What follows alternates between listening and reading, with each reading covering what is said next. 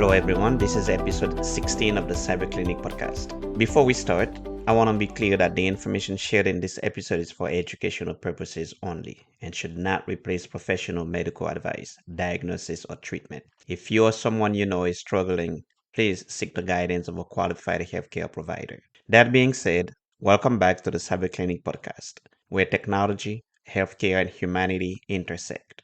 I am Claude Bernard, your host, a health informatics doctoral candidate and cybersecurity advocate. And today, we're diving into an issue that's as complex as it is misunderstood: autism masking. Masking, also called camouflaging, is when autistic individuals consciously or unconsciously suppress their natural traits to fit into a neurotypical world. They might force eye contact, mimic facial expressions, rehearse conversations, or hide stemming behaviors, all to be accepted, to avoid bullying, to keep a job, or to stay safe. But masking comes at a cost, a profound one. It's linked to burnout, depression, anxiety, identity loss, and even suicidal ideation. And here's the thing: it's not just happening in children. Adult mask, women mask, people of color mask. And far too often, this survival strategy means they're overlooked, misdiagnosed, or misunderstood by the very systems meant to help them. In this episode, we'll explore the science, the human stories, the statistics, and the policies, from the latest research on camouflaging behaviors to the role of AI in detection, to the cultural biases that keep certain groups invisible. We'll also look at what loved ones, healthcare providers, educators, policymakers, and workplaces can do to change the narrative. By the end of our time together, you'll see why masking is not just a personal coping mechanism, it's a public health issue, a mental health issue, and a call to action. Let's get started. Before we get into the definitions and data, I want to start with a story, because behind every statistic is a human being living in this reality. Let me introduce you to Maria. Not her real name, a 28-year-old woman who didn't receive her autism diagnosis until she was 25. Growing up in a predominantly white suburban school as a Latina, she learned early on to force eye contact, rehearse small talk before walking into class, and suppress her natural stimming when she felt anxious. By the time she reached college, Maria was the perfect student: articulate, social, and always smiling. But behind that polished exterior, she battled crushing fatigue, panic attacks, and a deep sense of identity confusion. When she was finally diagnosed, she cried and said something that has stayed with me: "I don't even know who I am without the mask." And Maria's story is far from rare. What she describes has a name, and understanding it is key to understanding why so many autistic people, especially women and people of color, go undiagnosed for years. It's called autism masking. What is autism masking? Autism masking, also known as camouflaging, is the conscious or unconscious act of hiding or minimizing autistic traits to fit into a neurotypical environment. This can include mimicking facial expressions or tone of voice, forcing eye contact even if it causes discomfort, rehearsing conversations to avoid awkward pauses, suppressing stimming behaviors like hand flapping, rocking, or fidgeting. Hall et al. 2017 in the Autism Journal defined masking as, quote, strategies used by autistic individuals to appear neurotypical in social interactions, close quote, often lead to burnout, depression, and identity loss. Here are some key statistics. A 2019 Autism Journal study found that 80% of autistic women and 62% of autistic men report masking, often to avoid bullying, job loss, or rejection. Masking is not just a social skill, it is a survival strategy that comes with severe mental health risks, including elevated rates of anxiety, depression, and suicidal ideation. What can loved ones and caregivers do? Loved ones and caregivers play a crucial role in reducing the need for masking and supporting authentic self expression. Listen without judgment, meaning let them express themselves freely without correcting tone, body language, or social style. Learn their communication style. Be aware that some people may prefer text, direct language, or minimal small talk. Encourage sensory regulation, meaning provide safe spaces for stimming, sensory breaks, or quiet time. Be trauma informed. Understand that masking may come from past experiences of bullying, exclusion, or being told they are too much or not enough. Validate authenticity. Reinforce that they are accepted exactly as they are without needing to pass as neurotypical. I mentioned stimming, but what is that? Stimming, short for self-stimulatory behavior, refers to repetitive movements or sounds like hand flapping, rocking, humming, or tapping. For many autistic people, it's a natural way to regulate emotions, process sensory information, or feel comfortable in their environment. It's not a problem in itself. In fact, stimming can be an important coping tool. The challenge comes when society misunderstands it and pressures people to hide it, which can increase stress and anxiety. Dr. Devon Price, author of Unmasking Autism in 2022, writes, quote, "The most radical act of love for autistic people is allowing them to be radically themselves." Close quote. Here are some healthcare advice for providers. Healthcare providers are in a unique positions to recognize and address the impacts of masking, but only if they look beyond checklists. Screen beyond the DSM criteria. Ask about fatigue after socializing, sensory overwhelm, and whether they feel they must perform in public. Watch for red flags, highly polished social presentation, and reports of exhaustion or mental health struggles may indicate masking. Collaborate with autistic led organizations. Involve advocates in shaping clinic policies, training modules, and patient materials. Document sensory needs and communication preferences in the patient record so all team members can respect them. Treat masking as a clinical concern. Recognize it as a potential driver of anxiety, depression, and suicidal ideation. Create low pressure environments, quiet waiting areas, flexible appointment formats, and longer consultation times can reduce the pressure to mask. I noted the DSM criteria, but what are the DSM criteria? They are the official handbook used by psychiatrists, psychologists, and other clinicians in the US and in many different countries to diagnose mental health and neurodevelopmental conditions, including autism spectrum disorder, ASD. The DSM relies heavily on observational behaviors. Autistic people who mask can pass during evaluations, leading to missed or delayed diagnosis, especially for women and people of color. Please be aware that masking is not good adjustment. If you feel it, address it as both a mental health and quality of life issue. Let's look at why women and people of color are overlooked. For decades, autism has been narrowly portrayed as a condition affecting young white boys with noticeable social and behavioral differences. This stereotype stems from early research, which relied almost exclusively on white male participants, shaping diagnostic tools and public awareness around that image. The result?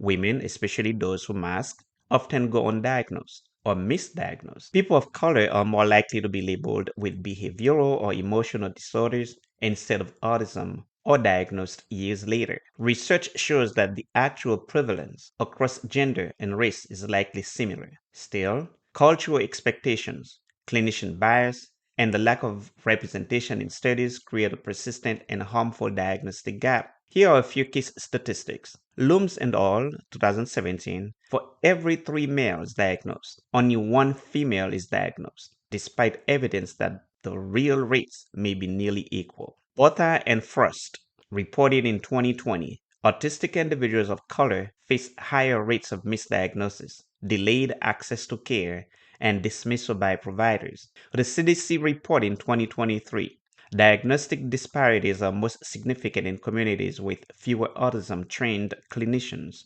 and in schools without neurodiversity training.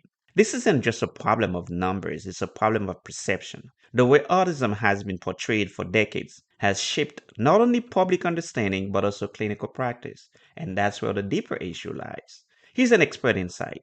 When diagnosis depends on a model that only recognizes one version of autism, anyone who presents differently is at risk of being missed. For women and people of color, that means years, sometimes decades, without support.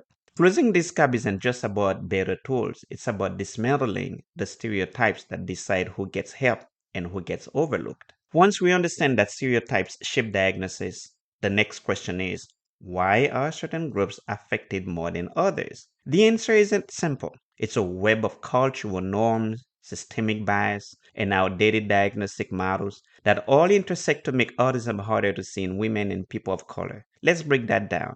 Gendered social conditioning. From an early age, many girls are taught, implicitly or explicitly, to be polite, fit in, and not make a scene. This social training can lead autistic girls to develop sophisticated masking strategies without even realizing it. In a study conducted by Hall et al. In 2019, found that women scored significantly higher than men on camouflaging measures, often starting in childhood. As a result, their differences in social communication or sensory processing may appear subtle or within normal range to teachers and even clinicians, hiding the distress beneath. Next one. Cultural expectations in BIPOC communities. In many Black, Indigenous, and people of color communities, neurodivergent traits are sometimes reframed as behavioral problems or discipline issues rather than possible indicators of autism. For example, a Black autistic child who avoids eye contact might be labeled disrespectful, while a white child showing the same behavior might be referred for an autism assessment. Botha and Frost in Autism in Adulthood reported that autistic individuals of color experience higher rates of misdiagnosis, delayed referrals, and dismissal by healthcare providers. Diagnostic tools with built-in bias. The gold standard autism diagnostic tools like the ADOS-2 were primarily developed and validated on white males' samples. This skews what is considered typical autistic presentation and makes it harder to identify autism in people who present differently. Looms et al. 2017 showed that although true prevalence is likely similar across genders, for every 3 males diagnosed, only 1 female receives the same diagnosis. Masking is a significant factor in this gap. Intersectionality makes it worse. For women of color, these biases compound. Gender bias means the autism is already more challenging to detect. Racial bias means they face stereotypes or assumptions that further obscure recognition. Many are misdiagnosed with ADHD, anxiety, depression, or even positional defiance before autism is considered. The cost of being overlooked. This delayed or missed diagnosis often means no early interventions, years of misunderstanding from family and peers, and higher rates of mental health crises in adulthood. The Autism Journal 2022 reports that late diagnosed autistic women show significantly higher levels of PTSD and suicidality compared to those diagnosed earlier. So, when bias and masking combine, the result is a hidden population, people who don't show up in the official numbers until much later, if at all. And that's exactly why looking at the statistics is so important. The data tells us not just how many people are diagnosed, but also who's missing from those counts. Let's take a closer look at the numbers behind the mask. Global and US statistics, the numbers behind the mask. Let's start with the United States. According to the CDC's 2023 data, about 1 in 36 US children is now diagnosed with autism spectrum disorder. That's a significant increase from just a decade ago when the estimate was closer to 1 in 68. But here's the thing. This rise isn't necessarily because autism is becoming more common. Much of it reflects better awareness, improved screening, and yes, the fact that people who were once invisible in the data are finally being recognized. On the global stage, the World Health Organization (WHO) estimates autism prevalence at 1 to 2% of the population. However, the actual number is likely higher as diagnostic infrastructure is underdeveloped in many countries, and cultural stigma often prevents families from seeking an assessment. And then there's a gender gap. For every 3 males diagnosed, only 1 female is. But multiple studies, including Looms et al. 2017, suggest the real prevalence between genders may be roughly equal. So why the gap? Masking plays a considerable role.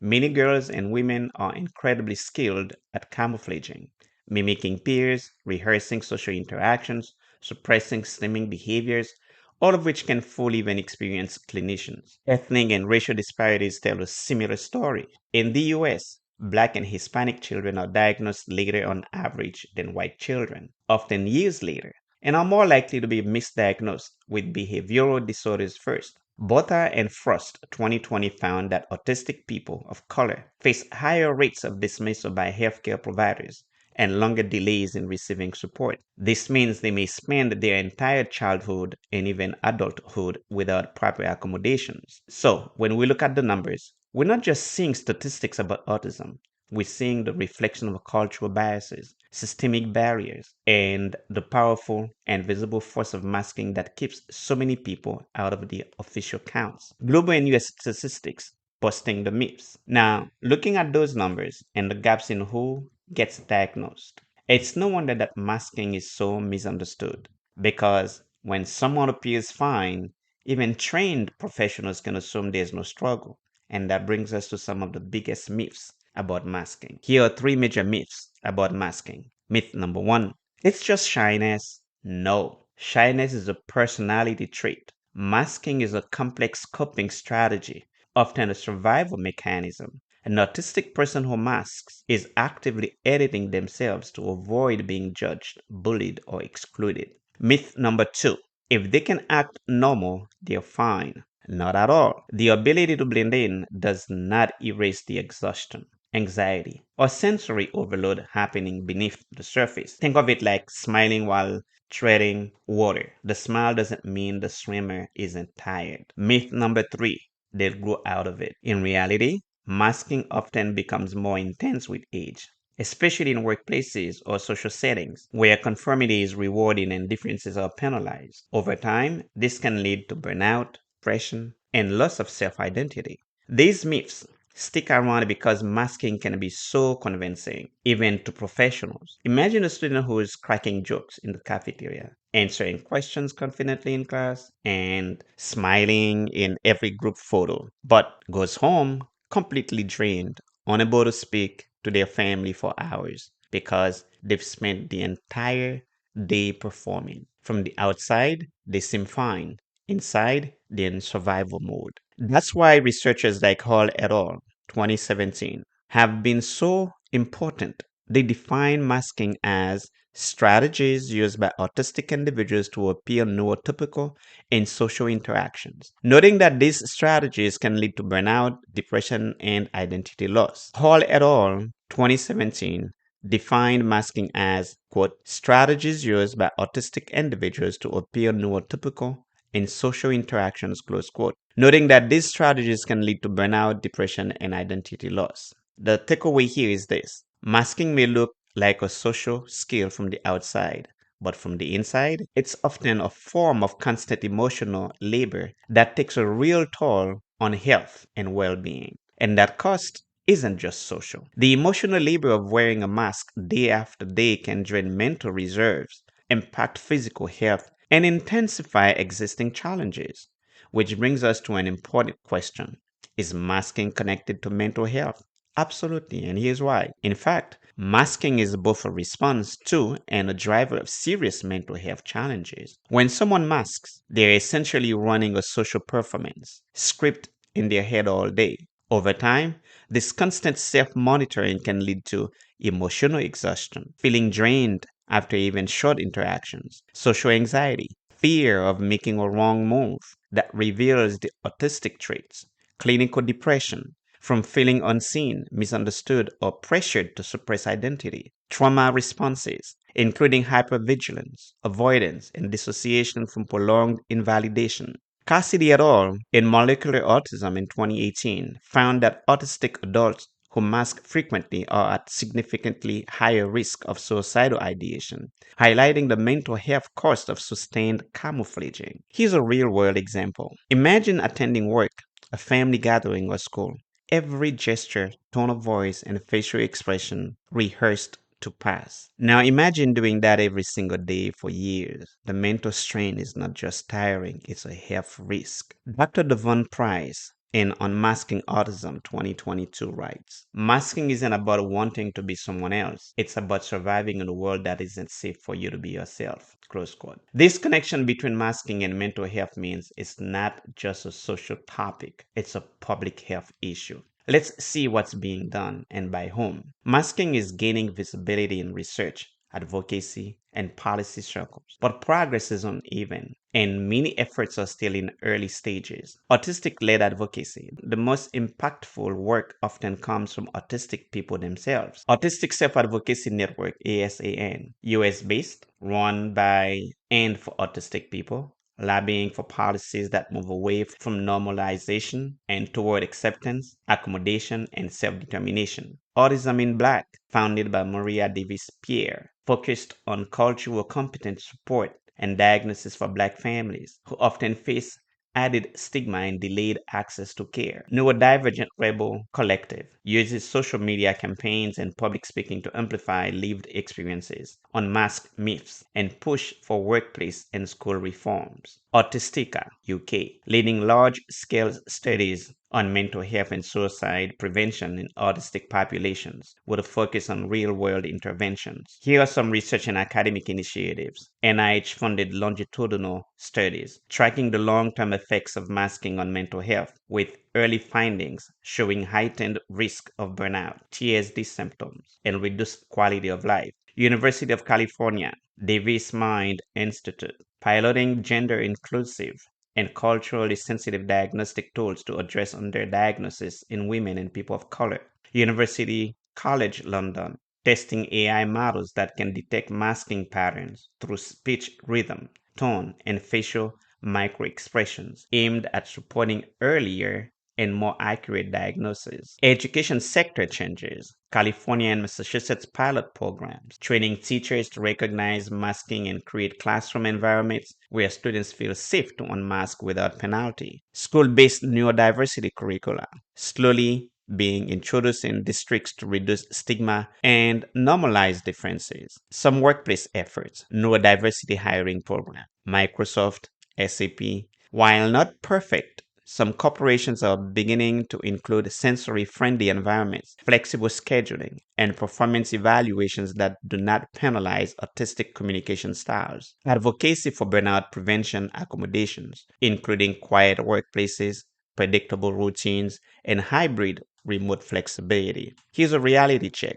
Despite these efforts, policy and practice are still catching up. Most autism research is still skewed toward children, white males, and early intervention, with minimal funding for adult experiences, masking, and intersectionality. The funding gap. As of 2023, less than 10% of US autism research funding is allocated to adult support and quality of life outcomes. Masking related research is a fraction of that. Expert advice for policymakers, school leaders, and healthcare administrators. Masking isn't a sign of strength. It is a survival strategy triggered by environments that fail to accommodate neurodivergence. For policymakers, here's what you can do. Partner with autistic-led organizations for training and policy input. Allocate funding to research that includes intersectional data, such as race, gender, culture, socioeconomic status. Treat masking as a public health red flag, a sign that environments, not individuals, need to change. Bottom line, the more we change systems, the less individuals must change who they are. Advice for healthcare providers. When you see a patient masking, you're seeing someone expending enormous emotional and physical energy to meet perceived expectations. Here's what you can do now. Go beyond the checklist. Ask about fatigue, sensory overload, and social pressure. Include masking as a discussion point in evaluations and treatment planning. Collaborate with autistic-led advocacy groups to guide best practices and reduce bias in care. Bottom line, recognizing masking as a clinical red flag could prevent burnout, depression, and even suicide. And advice for loved ones and caregivers. Masking can be a silent cry for help, often hidden behind a smile or good behavior. Here's what you can do now. Accept stimming, quiet moments, and sensory needs without judgment. Learn and respect their preferred communication style. Not everyone needs eye contact to connect. Create safe spaces for authenticity, where being oneself doesn't come with consequences. Bottom line, the most radical act of love is allowing someone to be wholly themselves. Now, what is the role of AI and technology? Is it to support or is it for surveillance? Technology is becoming an increasingly powerful tool in autism research and care, but with great potential comes great ethical responsibility. AI in early detection and diagnosis, AI enhanced screening tools. New algorithms can analyze video, audio, and even typing patterns to identify subtle signs of autism that may be missed by traditional assessments, especially in women and people of color who mask. For example, University College London's camouflaging detection algorithms. These use speech rhythm, facial microexpression tracking, and conversation pacing analysis to spot signs of masking in real time. Potential benefit: earlier and more accurate diagnosis. Ethical caveat: must be used with consent and not for covert monitoring. Wearable sensory trackers. Devices like Embrace Plus and research prototypes monitor heart rate variability, skin conductance, and breathing patterns to detect rising stress levels in social situations, which may signal that masking is taking place. Benefit: they can prompt the user through gentle vibration or apt alert to take a sensory break or self-regulation strategies. Risk: without privacy safeguards, these metrics could be misused by employers, schools, or insurers. And digital support platforms, AI-driven therapy apps such as AUMI Army and Neurodai VR create customizable, sensory-friendly environments where autistic individuals can socialize, practice skills, or decompress without the pressure to mask. Virtual reality simulations are being piloted for social rehearsal, but the goal here is confidence and comfort, not teaching people to pass as neurotypical. Data for research. AI is making it possible to analyze massive datasets, self-reports, wearable data, and clinical notes to uncover patterns in masking, including triggers, frequency, and long-term health impacts. Example: NIH-backed projects combining wearable data with patient journals to map the masking fatigue curve. The surveillance trap.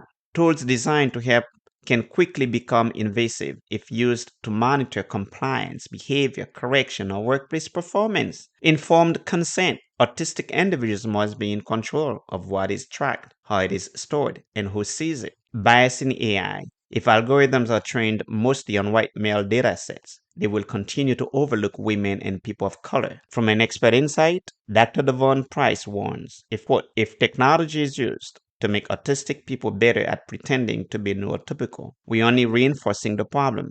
AI should reduce the need to mask, not perfect the mask. Close quote. Here are some best practice for ethical tech use. Always design with autistic individuals, not just for them. Prioritize sensory comfort, autonomy, and mental health over normalization. Require an independent ethics review for AI projects involving biometric or behavioral data from autistic users. Policy recommendations. Turning awareness into action. While awareness of autism masking is growing, policy and systemic changes remain far behind. Without targeted reform, masking will continue to be an invisible public health issue. Integrate masking screening into autism evaluations by 2027. Why? Standard diagnostic tools still rely heavily on observable traits, which masking hide. How? Add self-report and peer-report masking assessments to clinical evaluations. Train clinicians to look for signs of exhaustion, scripted speech,